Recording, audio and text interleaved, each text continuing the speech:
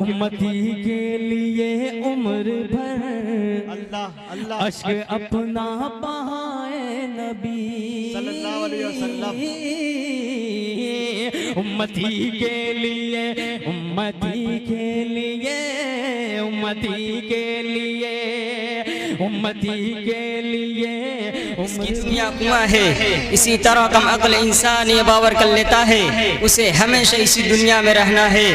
اور اگر بھی فرد کبھی مرنا بھی ہوگا تو پھر فنا ہو جائے گا، ہڈیاں خستہ ہو جائیں گی، جسم کے اعضاء ٹکڑے ٹکڑے ہو جائیں گے، اور اس سے اس دنیا کے بارے میں کوئی سوال نہیں کیا جائے گا۔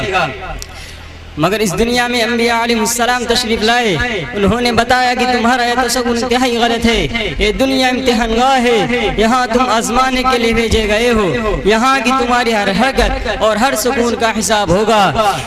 اور اگر اس دنیا کا بسنے والا انسان نیک عمل کرے گا، صحیح راستے پر چلے گا، حق و صدا کے علمدار رہے گا،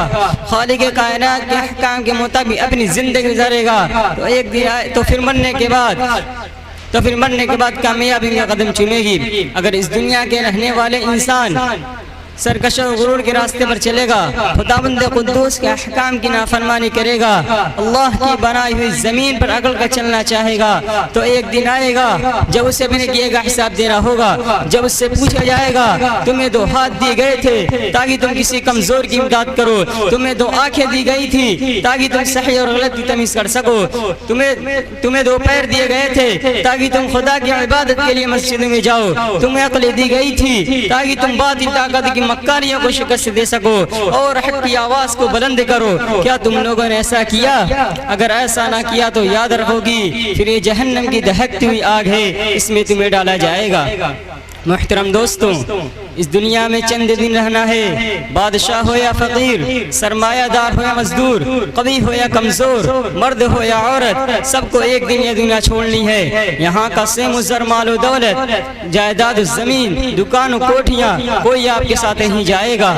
ہمیں سب چھوڑ کر ایک ایسی جگہ جانا ہے جہاں ہمارے نیک اعمال ہی کام دیں گے اور دنیا کا تمام ساز و سامان ہمارے لیے بیکار ہوگا۔ یہ سچ کہا ہے کہنے والے نے، پٹک حرص ہوا کو چھوڑ میاں مت دیش بدیش پھرے مارا، قزاق اجل کا لوٹے ہیں دن رات بجا کر نقارا، کیا بدیا بھینسا بیل شتر کیا گوئی پلہ سر بھارا، سب ٹھاٹھ پڑا رہ جائے گا جب لاد چلے گا بنجارا۔ محترم دوستو، جب موت آئے گی تو آپ کو 1 منٹ کیا 1 سیکنڈ کی فرصت نہیں دے گی۔ دوستوں، ہمیں اس وقت کے آنے سے پہلے تیار ہو جانا چاہیے اور اپنا ٹھکانہ ایسی جگہ بنانا چاہیے جہاں ہمیشہ آرام و سکون سے رہے۔ وہ جگہ جنت ہے جو مرنے کے بعد ملے گی، مرنے کے بعد والی زندگی کا نام آخرت ہے جو آخر میں آئے گی۔ اگر ہم نے خدا کی مرضی پر اپنے کو چلایا ہے تو ہم خوش قسمت رہیں گے، اور اگر ہم نے غلط راستے پر چلے ہیں تو ہم بدقسمت کہلائیں گے۔ اللہ تعالی ہمیں اور آپ کو صحیح راستے پر چلائے اور جنت میں ہمارا ٹھکانہ بنائے۔ وآخر دعوانا ان الحمد للہ رب العالمین۔